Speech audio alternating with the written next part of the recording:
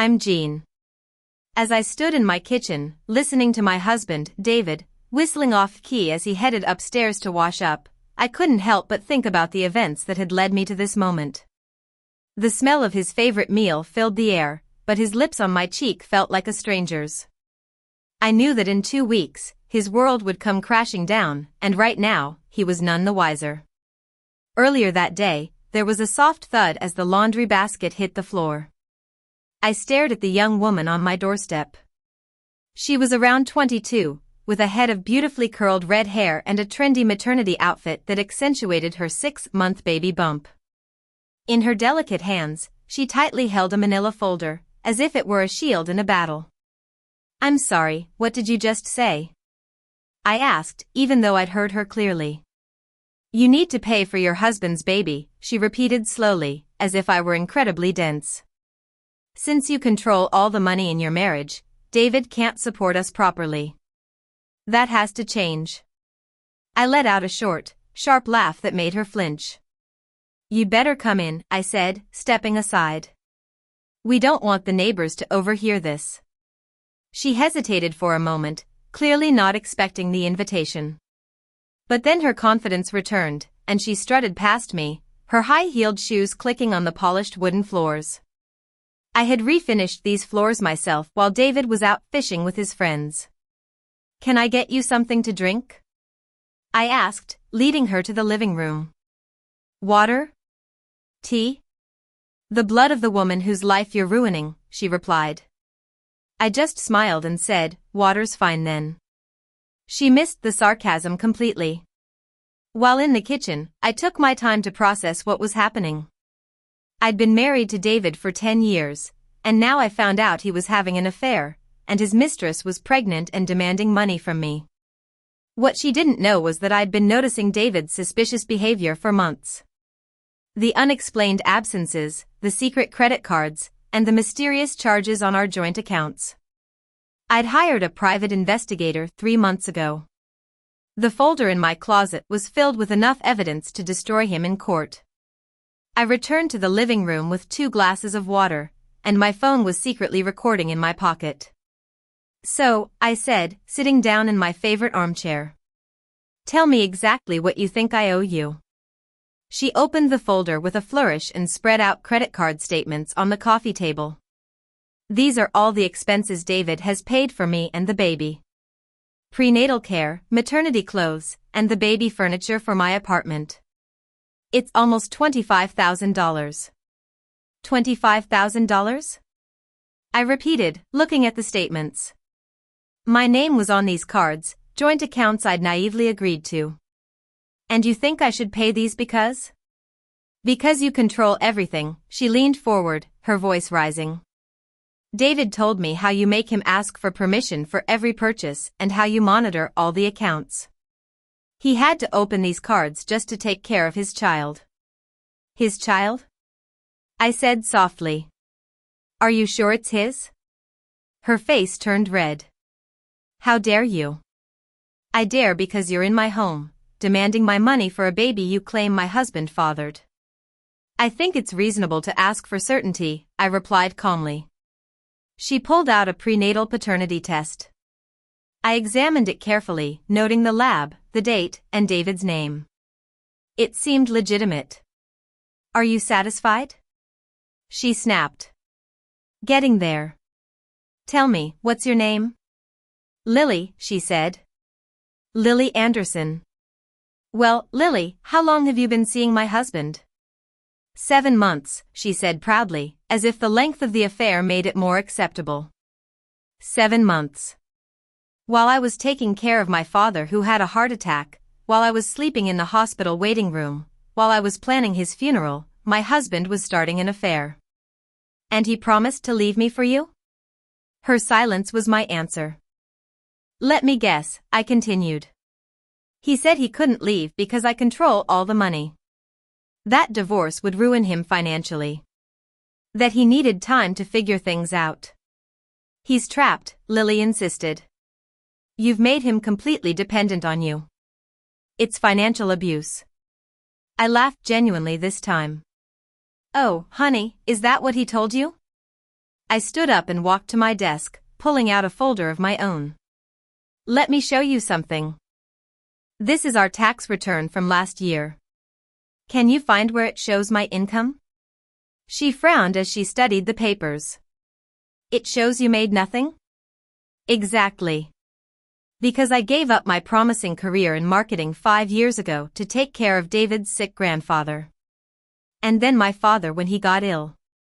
I haven't worked for half a decade. But he said this house, she stammered. David inherited this house from his great-uncle. These investment accounts are all in his name from a family trust. The only thing I control is the household budget from the small allowance he gives me each month. Lily's face went pale. That's not possible. He said you were rich, that you controlled everything, and that you were the reason he couldn't leave. Couldn't leave his wife for his pregnant mistress? I finished her sentence. No, sweetie. The reason he can't leave me is that the family trust has a morality clause. Adultery, children out of wedlock, divorce for any reason other than my infidelity, and he loses everything.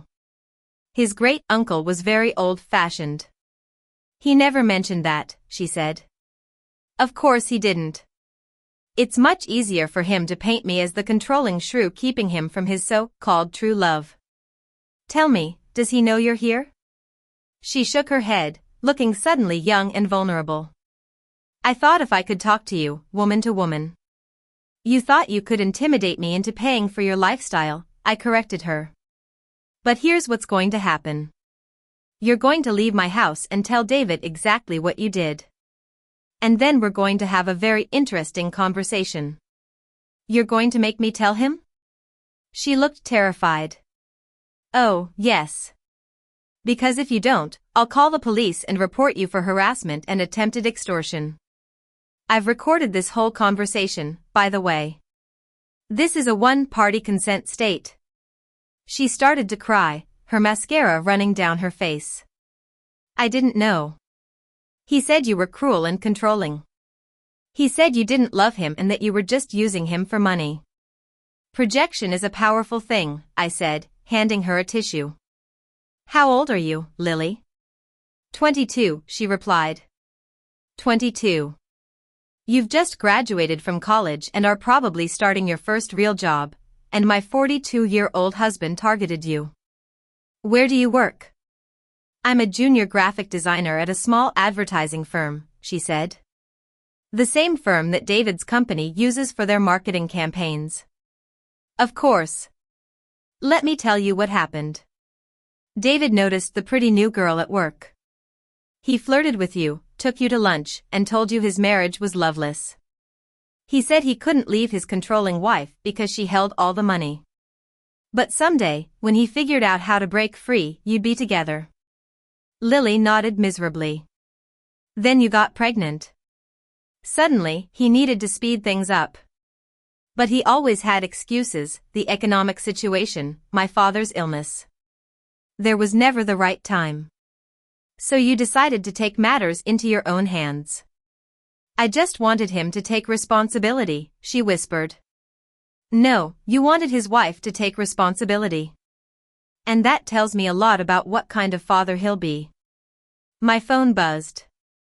It was David, wondering where I was. I'd missed my usual Thursday grocery shopping. I need you to think carefully about what comes next, Lily. David lied to you about everything. His finances, his marriage, his intentions. Do you really think he'll be honest about supporting you and the baby? He loves me, she said, but it sounded more like a question. He loves that you're young and naive and believed his lies. What will happen when you're exhausted from midnight feedings and covered in baby spit up? When you need him to choose between a business golf game and a pediatrician appointment? Fresh tears fell from her eyes. I don't know what to do. First, take these credit card statements and keep them safe. They're evidence of his financial support, which will be important for child support. Second, get a lawyer. Not one he recommends, but your own. Third, decide if you want to raise this baby alone because that's what you'll likely end up doing. You're not going to divorce him? I smiled, and my expression made her shrink back. Oh, I'm definitely going to divorce him. But first, I'm going to let him think he's won. You're going to leave here and tell him I refused to help. That I was cruel and heartless, just like he said. He'll comfort you and make promises he won't keep. Why would I do that? Because in 2 weeks, when my lawyer has prepared everything, David will be served with divorce papers at his office. His assets will be frozen, and the family trust will be notified of the morality clause violation. He'll lose everything, the house, the investments, and the monthly payments from the trust. But then he can't pay child support, Lily protested. No, but I can. I'm starting a foundation next month to support single mothers who've been abandoned by their partners. You'll be our first beneficiary, with full prenatal care, delivery costs, and 18 months of living expenses while you get back on your feet. All you have to do is document everything David promises you and fails to deliver.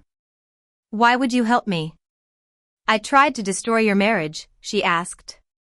No, honey. David destroyed our marriage. You're just collateral damage. Another woman he convinced to sacrifice everything for his empty promises. She gathered the credit card statements with shaking hands. What if he finds out? About you helping me? He won't. The foundation will be anonymous. As far as he knows, you just got lucky with a charitable organization. Besides, he'll be too busy trying to save his reputation to care where your support comes from. I walked her to the door.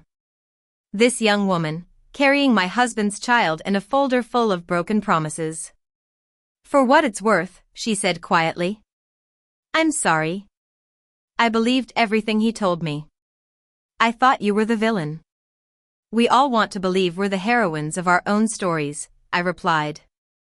The trick is to make sure we're not just a part of someone else's tragedy. After she left, I sat in my quiet house, surrounded by the remains of a life I'd built with a man who'd traded it all for a younger woman.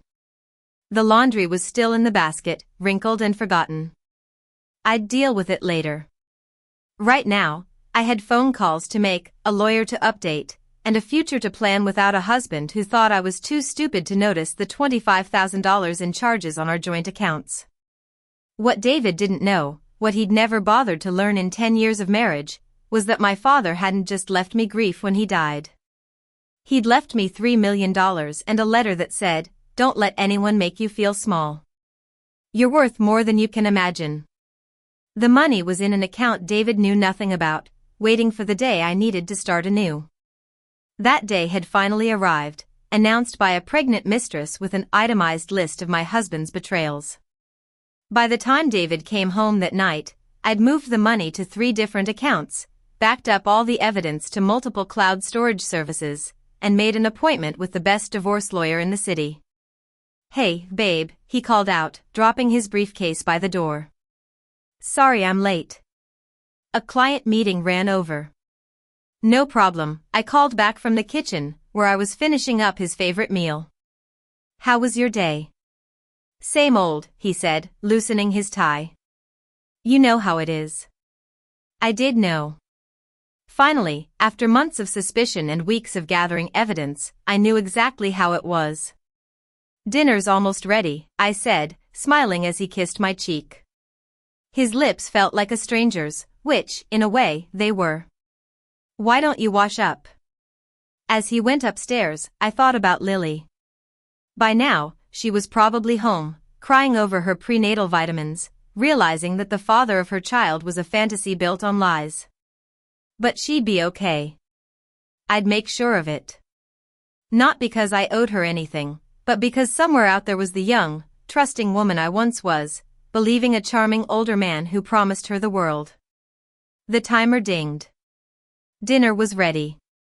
2 weeks of pretending to be the perfect wife stretched ahead of me while the lawyers prepared for battle. 2 weeks of smiles and small talk, and sleeping next to a stranger who thought I was too stupid to see through his lies.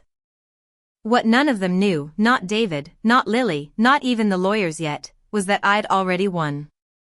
The moment Lily stood on my doorstep with her demands and her evidence, she'd given me everything I needed to destroy the man who'd destroyed us both. "Smells amazing, babe," David said as he returned to the kitchen. "What's the occasion?" "No occasion," I replied, setting his plate in front of him. "Just wanted to show you how much I appreciate everything you do for us." He smiled, that boyish grin that had once charmed me. Now it just looked fake, like everything else about him. "You're the best," he said, digging into his food. "I know," I said softly, and for the first time in months, I meant it.